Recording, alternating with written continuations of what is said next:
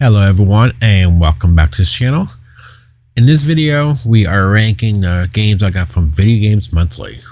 And we got 5 games. We got 3 Game Boys, 1 Nintendo, and 1 Sega Genesis this month. Remember, if you're new to this channel, don't forget to hit the like and subscribe button as it helps us this channel grow. And don't forget to hit the notification button for all future videos. So, how were these games this month?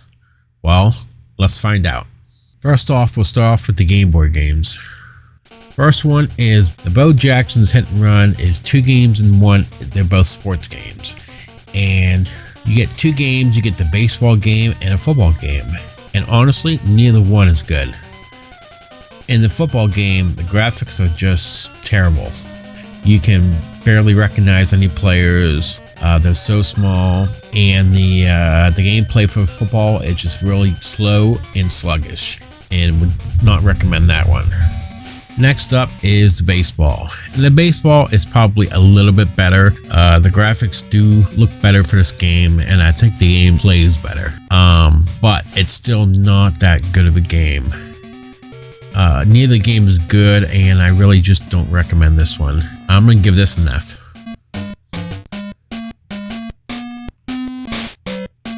Next up, F1 Race for the Game Boy. The gameplay is similar of that of pole position. The player must finish 2 laps of each course within a time limit in order to progress to the next. Points are scored based on the distance the car travels, with the goal being to gain a high score.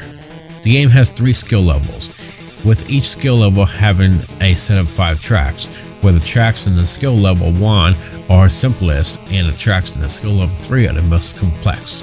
When a player's car come into contact with other cars racing on the track or with objects off the side of the road, it will be destroyed and you'll automatically respawn. You usually lose several seconds. Additionally, the player must be careful on bends. As the car is going too fast, it will skid on them, forcing the car towards the outside of the bend and will potentially cause a crash or run off the road. And I don't know, this game was okay. It wasn't great, but it was playable, and I'm gonna give this a C.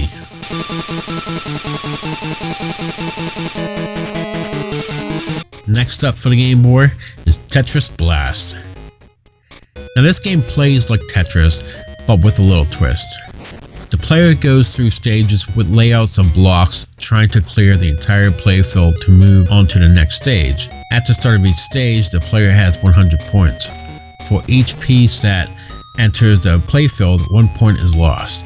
If the player runs out of the points, the game ends, creating explosions with large numbers of lines giving the player points back. When the playfield is empty, the remaining points are added in a total to the next level starts. And this game is Tetris. I mean, it plays like Tetris, but with a twist, and I'm a fan of Tetris. I had fun with this. I'm gonna give this an A.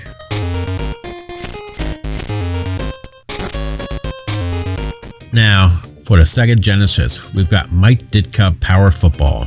Now you can probably guess that Mike Ditka's game won't be as good as a more branded name like John Madden. Sports games would eventually become infamous for reusing the same engines year after year. But in 1991, developers would still iron out the wrinkles of gameplay, trying to find a winning mix of strategy and fun. Some of these games aged well and some became dated as new improvements became quickly in the mid-90s. And Power Football unfortunately falls into the later category because it's really not that good of a game. I didn't really have much fun with this one, and I'm gonna give this a D.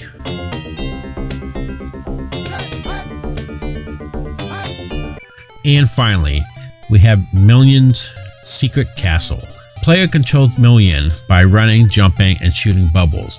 The player starts out at the bottom of the floor of the castle, named Castle Garland, and must navigate towards searching the 3 main stories. The 2-side towers at the very top. If the player remains outside of the castle for too long, lightning bolts starts falling from the sky. Each room of the castle contains many enemies and hidden items. Million's bubbles are both a weapon and a tool.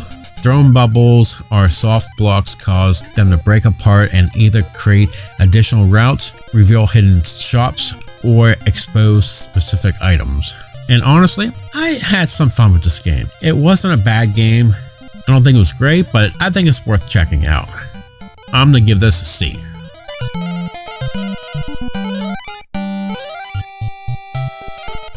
And that would do it for this month's Video Games Monthly Games. Overall, I would say decent month. It was okay at best. I've had better months. I did have a couple decent ones in here this month. And yeah, that will do it for this month. So until next month, peace out.